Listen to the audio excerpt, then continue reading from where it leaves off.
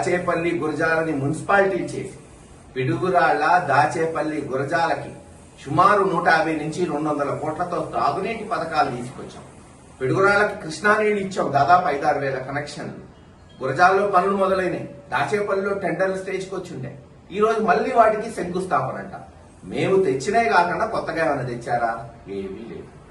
వాటికి మళ్లీ శంకుస్థాపన అయినా పర్లేదు.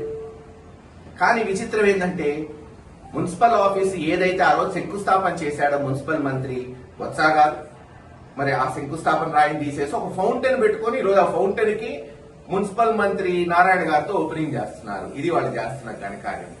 ఖచ్చితంగా రేపు అక్కడ కౌంటింగ్ జరిగి వైఎస్ఆర్సీపీ ప్రభుత్వం వస్తున్న రోజే ఈ బండలు తీసిన ప్రతి ఒక్కరిని బొక్కలు వేసి వాళ్ళ చేతే కట్టిస్తాం. మళ్ళీ ఎవరిని వదిలే ప్రసక్తి ఉండదు.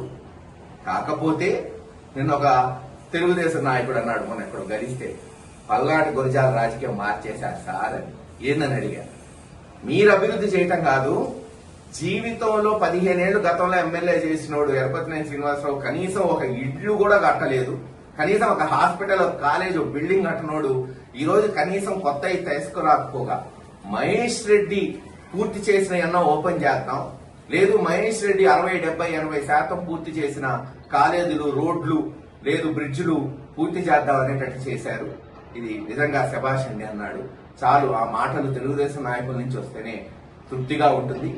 ఏది ఏమైనా కొత్త ప్రాజెక్టులు తీసుకురండి చేతనైతే, అంతేగాని మేము శంకుస్థాపన చేసినాయి, మేము ప్రారంభోత్సవం వేసినాయి, రంగులు వేసుకొని అక్కడక్కడ మరుగులు తీసి, లేదు చిన్న చిన్న ఫౌంటైన్లు పెట్టి ప్రారంభోత్సవం చేయటం గొప్ప కాదని తెలుగుదేశం నాయకులు